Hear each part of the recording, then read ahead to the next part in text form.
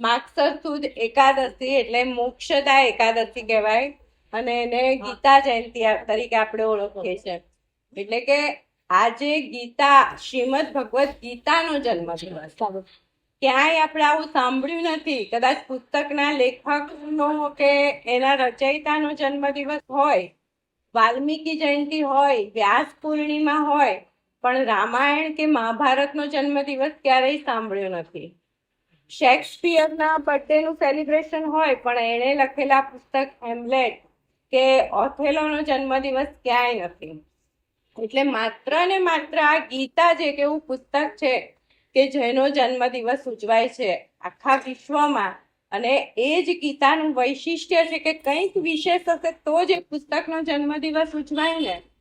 તો આજથી આશરે 5300 વર્ષ પહેલા માગસર સુદ એકાદશીના દિવસે પૂર્વ આકાશમાં અરુણોદયના આંચલમાં સૂર્ય પોતાના કિરણોની આભા અવની પર ફેલાવી રહ્યો હતો ત્યારે એક 4 શ્વેત અશ્વ ધરાવતો રથ, એક કપિધ્વજ લહેરાવતો રથ કે જેના સ્વયં શ્રી કૃષ્ણ ભગવાન સારથી હતા, એ બે સેનાની મધ્યમાં આવીને અટકી જાય છે. અને એ રથમાં આરૂઢ થયો છે અર્જુન પુત્ર, ઇન્દ્ર પુત્ર અર્જુન, કે જેને શ્રી કૃષ્ણ ભગવાને સ્વયં કીધું તું પાંડવા નામ ધનંજય, તું મારી વિભૂતિ છે. અને એ વિભૂતિ બનેલો અર્જુન આજે લથડી ગયો છે, કર્તવ્યથી ચ્યુત થઈ ગયેલો છે, મોહાગ્રસ્ત થઈ ગયેલો છે. અને એ કહે છે કે સિદંતી મમ ગાત્રાણી મુખૈ ચ પરિશુષ્યતે વે પથુશ્ચ શરીરે રોમ હર્ષસ્ય જાયતે. મારું ગાંડીવ એટલે મારું ધનુષ છે હાથમાંથી સરકી રહ્યું છે, મારું મોઢું સુકાય છે, ગાત્રો શિથિલ થઈ ગયા છે, હું કશું કરી શકવા માટે સમર્થ નથી. અને એમ કહીને રથના પાછળના ભાગમાં ફસડાઈ પડે છે. અને એ વખતે ભગવાન શ્રી કૃષ્ણ, સ્વયં કૃષ્ણસ્તુ ભગવાન શ્રી કૃષ્ણ પોતે એ વખતે ભગવાન હતા ને, નંદ જશોદાના ગોપાલ નહોતા, ગોકુળના કોઈ ગોવાળિયા નહોતા કે દ્વારિકાના રાજા નહોતા, પરંતુ એ ભગવાન બનીને એ વખતે શ્રી કૃષ્ણ અર્જુનને જે ઉપદેશ આપે છે તે ઉપદેશ એટલે જ ગીતા. અને એ ઉપદેશમાં જેટલી તાકાત છે કે જે અર્જુન એમ કહે છે કે ગાંડીવ મારા હાથમાંથી પકડી નથી શકાતું, હાથમાંથી સરકી રહ્યું છે મારું ધનુષ, એ જ અર્જુન એમના શબ્દોથી એટલો પ્રભાવિત થઈ જાય છે, એટલો મોટિવેટ થઈ જાય છે કે શબ્દોના જોરે જ એ છેલ્લા 18મા અધ્યાયમાં એ જ ગાંડીવનો ટંકાર કરીને કહે છે કરીશ્ય વચનંતવ, હવે ભગવાન તમે કહેશો એમ હું કરીશ. એટલે કે આ ગીતાની તાકાત છે. શોક વિવળ અને શોક વ્યાકુળ અર્જુન અને સ્નેહ વિવળ અને સ્નેહ વ્યાકુળ શ્રી કૃષ્ણ વચ્ચેનો સંવાદ એટલે ગીતા. ગીતા એ માત્ર હિન્દુ ધર્મની પરંપરા નથી, પરંતુ એક વૈશ્વિક ગ્રંથ છે. એ વિશ્વના એક માણસને પોતાનો જીવન વ્યવહાર અને આધ્યાત્મિક દીક્ષા આપતો ગ્રંથ એટલે કે શ્રીમદ ભગવદ ગીતા. જે વિષાદને પ્રસાદમાં પલટાવે છે એવી શક્તિ અને સામર્થ્યની ખાણ એટલે શ્રીમદ ભગવદ ગીતા. જે આત્માને જીવ દશામાંથી બ્રહ્મ દશામાં રૂપાંતરિત કરે છે એવું રસાયણ એટલે શ્રીમદ ભગવદ ગીતા. જે વ્યક્તિ શાંતિથી વિશ્વ શાંતિ સુધીની એક ચિરંતન ધારા વહેતી કરે છે એ એટલે શ્રીમદ ભગવદ ગીતા. જે વિજ્ઞાન અને તત્વજ્ઞાનને જોડતું એક આધ્યાત્મિક મંથન એટલે શ્રીમદ ભગવદ ગીતા. જે માણસના જીવન વ્યવહારોના આરંભથી શરૂ થઈ અને આદર્શોના અંતિમ શિખર સુધી માણસને પહોંચાડે એવી અભિનવ યાત્રા એટલે શ્રીમદ ભગવદ ગીતા. તો આ શ્રીમદ ભગવદ ગીતા એ માત્ર ને માત્ર હિન્દુઓનો ગ્રંથ નથી, પરંતુ આપણા માનવ માત્રનો ગ્રંથ રહેલો છે. અને આપણે બધા પ્રાઉડ પણ લઈએ કે અમારા ઘરે તો ગીતા છે.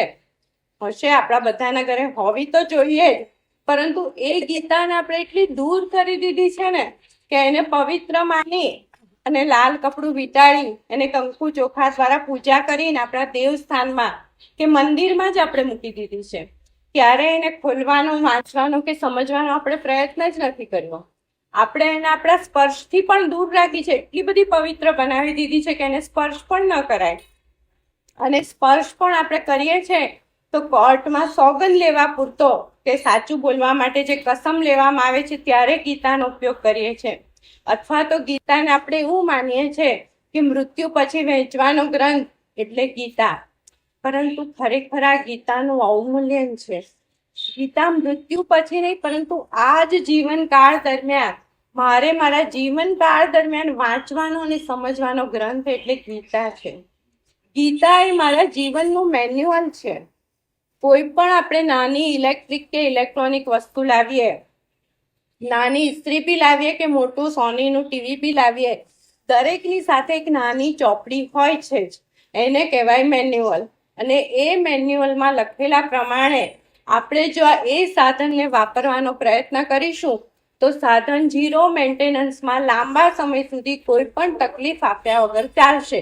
આ વાત સાથે તો બધા જ સંમત છે કે આ મેન્યુઅલ પ્રમાણે જ આપણે ફોલો કરવું પડે સાધનને. વોશિંગ મશીનમાં લખ્યું હોય કે આટલા કેપેસિટીના કપડાં તો એટલા જ નાખવા પડે, વધારે ના નાખીએ. એ બધું જ આપણે સમજીએ છીએ. તો ગીતા એ આપણા જીવનનું મેન્યુઅલ છે. એ આપણને સમજાવે છે કે શું ખાવું અને શું ન ખાવું.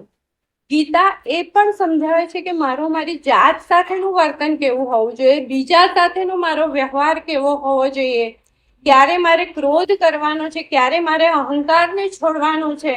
આ બધું જ ગીતામાં લખેલું છે. Way of living, way of thinking અને વે ઓફ વર્શિપ, આ બધું જ ગીતામાં આવેલું છે.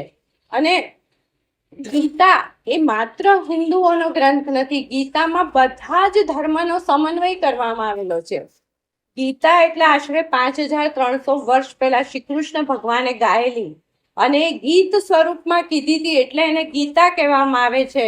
અને ષડ ગુણ ઐશ્વર્યયુક્ત ભગવાને ગાયેલી છે એટલે એને શ્રીમદ ભગવદ ગીતા એમ કહેવામાં આવે છે.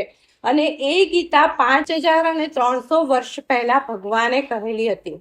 હવે આપણે વિચારીએ કે 2500 વર્ષ પહેલા જૈન ધર્મ અસ્તિત્વમાં આવ્યો અને જૈન ધર્મમાં મુખ્ય સિદ્ધાંત હોય તો જૈન ધર્મનો અહિંસા પરમો ધર્મ.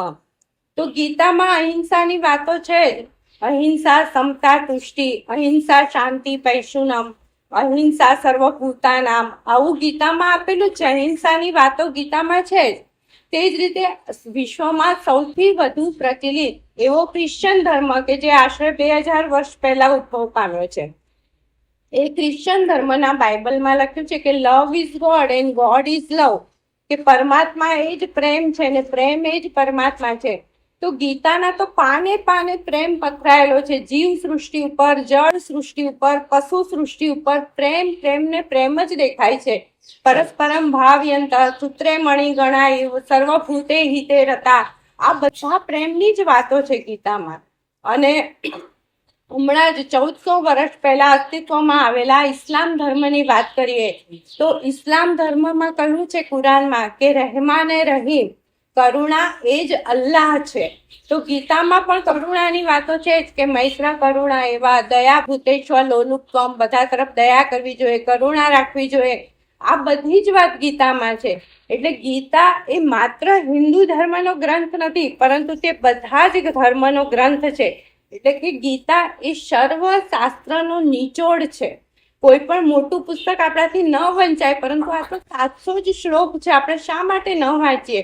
એટલે કે સર્વ શાસ્ત્રનો નિચોડ એ ગીતા છે.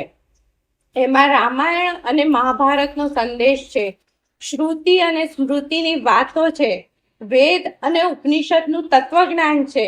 અને એની ભાષા પણ એકદમ સાદી, સરળ, રોચક, પ્રાસાદિક અને આધુનિક ભાષા છે. આપણને એમ જ લાગે કે આપણને ગીતા કહી રહી છે. અને ગીતામાં 1 થી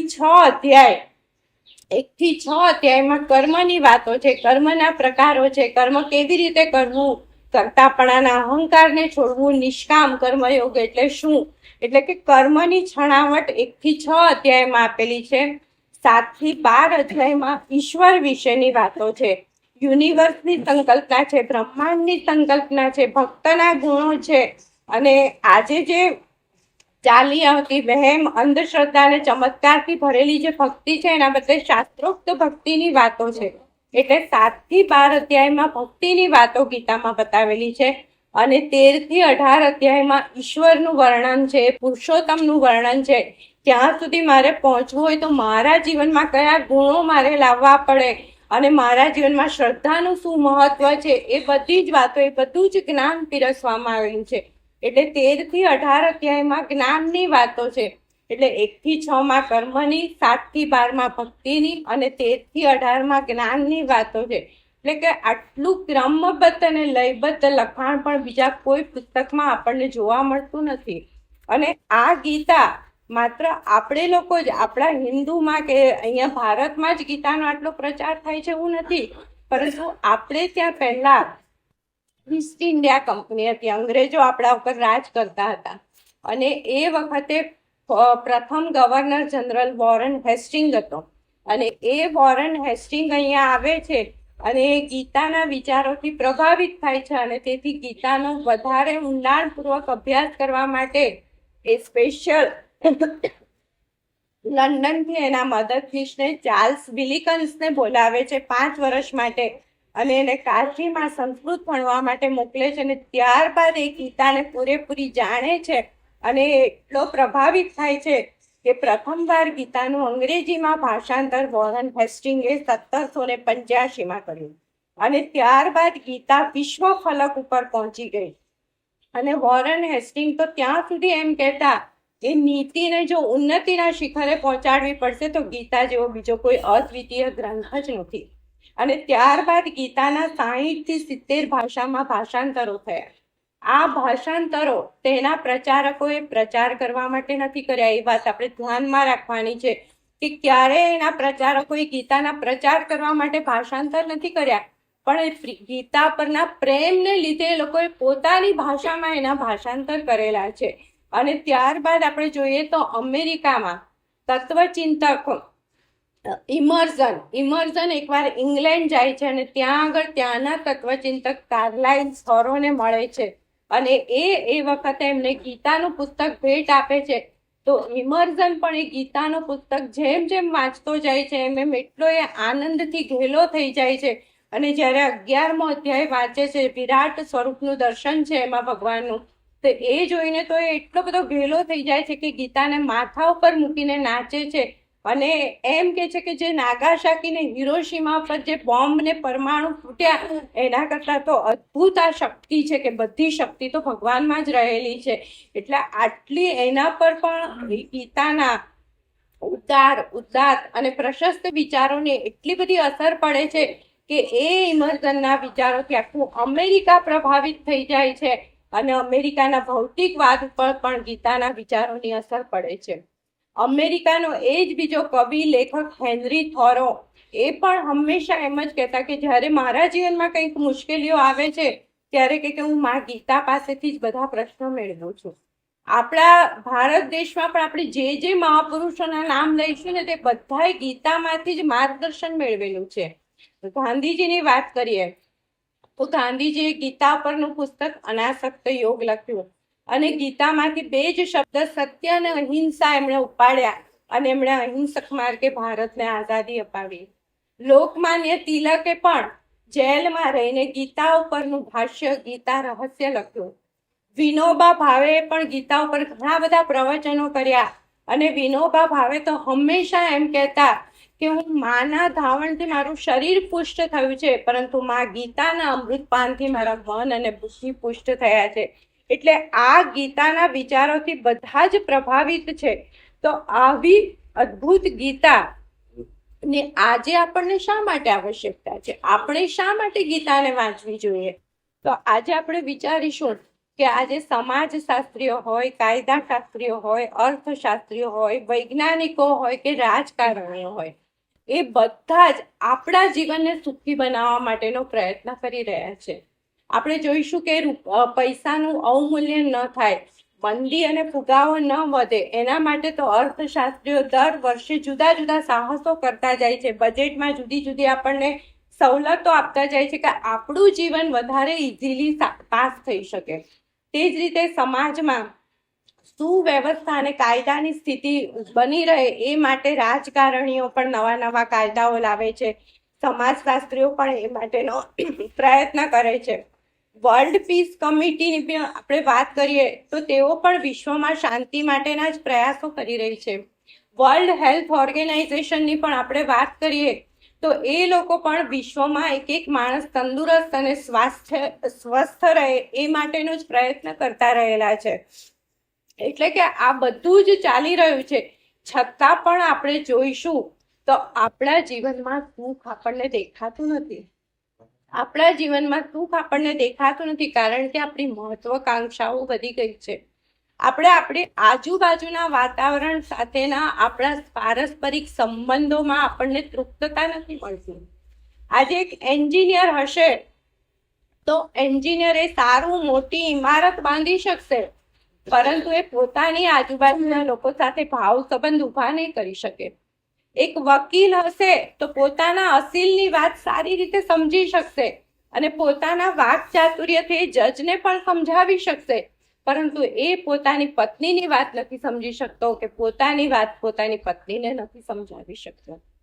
આજે ડોક્ટરો આપણા તનના રોગ તો દૂર કરે છે, પરંતુ એ જ ડોક્ટર ક્યારેક અંધશ્રદ્ધામાં અને વહેમ અને ચમત્કારમાં ફસાઈ એટલે મનના રોગી બની જાય છે. આજે આપણે એલોપેથી અને હોમિયોપેથીમાં જ રાચતા રહીએ છીએ, પરંતુ આપણા જીવનમાંથી સિમ્પથી જ આપણે દૂર કરી રહ્યા છે. એટલે કે આ બધું થયું છે ત્યારે આપણને એમ થાય કે આપણી લાઈફસ્ટાઈલ પહેલા કરતાં બહુ સરસ થઈ છે, સુખ સુવિધા વધી છે, આરોગ્ય ક્ષેત્રે પણ આપણી માંદગીનું આપણે નિવારણ લાવી શક્યા છે, દરિદ્રતા પણ ઓછી થઈ છે. એ બધું જ થયું છે, છતાં પણ આપણે સુખી કેમ નથી? કારણ કે અને એના પરથી આપણે એટલું સમજી ચૂક્યા છીએ કે આપણી લાઈફસ્ટાઈલ હાઈ પ્રોફાઇલ બનાવવાથી, લક્ઝુરિયસ બનાવવાથી કે હાઈફાઈ બનાવવાથી જીવનમાં સુખ નથી મળતું. જીવન સ્તર ઊંચું લાવવાથી સુખ નથી મળતું, પરંતુ ચારિત્ર્ય સ્તર ઊંચું આવશે ત્યારે માણસ સુખી બની શકશે. અને આ ચારિત્ર્ય સ્તર ત્યારે જ આવી શકશે જ્યારે આપણે ગીતાને હાથમાં પકડીશું. કારણ કે ગીતામાં પરસ્પર ભાવની કેટલી બધી વાતો છે કે માણસ સાથેનો તમારો વ્યવહાર કેવો હોવો જોઈએ, પશુ સાથેનો તમારો વ્યવહાર કેવો હોવો જોઈએ. તે જ રીતે ગીતા આપણને ચારિત્ર્ય નિર્માણ કરવા માટે એક દીવાદાંડી સમાન છે. કારણ કે ગીતા આપણને સમજાવે છે કે તમે જ્યાં સુધી અંદરના અહમને નહીં છોડો ને ત્યાં સુધી બાહ્ય જગતના કોઈ નિર્ણય નહીં લઈ શકો સાચા તમે. ગીતા આપણને એ સમજાવે છે કે તમે તમારો અભ્યાસ કરો અને તમારો અભ્યાસ કરશો તો જ કે બહારના વિશ્વ સાથે તમે યથાર્થ સંબંધ બાંધી શકશો. અને આ ગીતા એટલે કે એક મોટિવેશનનું પુસ્તક છે કે આપણે જોયું કે જે અર્જુનમાં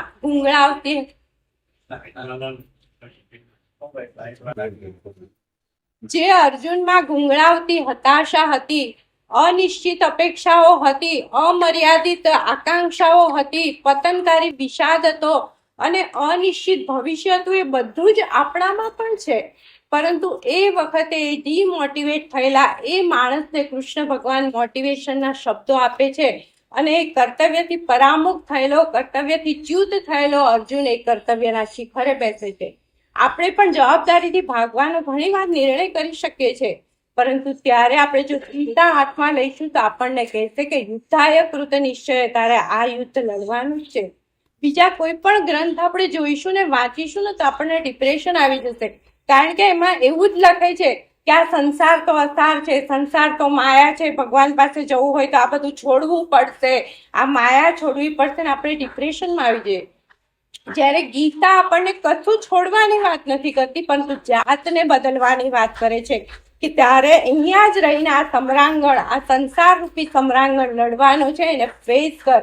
આ ગીતા આપણને કહે છે. એટલે કે ગીતા એ માત્ર બુક ઓફ મોટિવેશન નથી, પરંતુ એક્ટ ઓફ મોટિવેશન છે કે આપણા જીવનમાં એપ્લાય કરી શકીએ એવી ફિલોસોફી એ ગીતા બતાવે છે.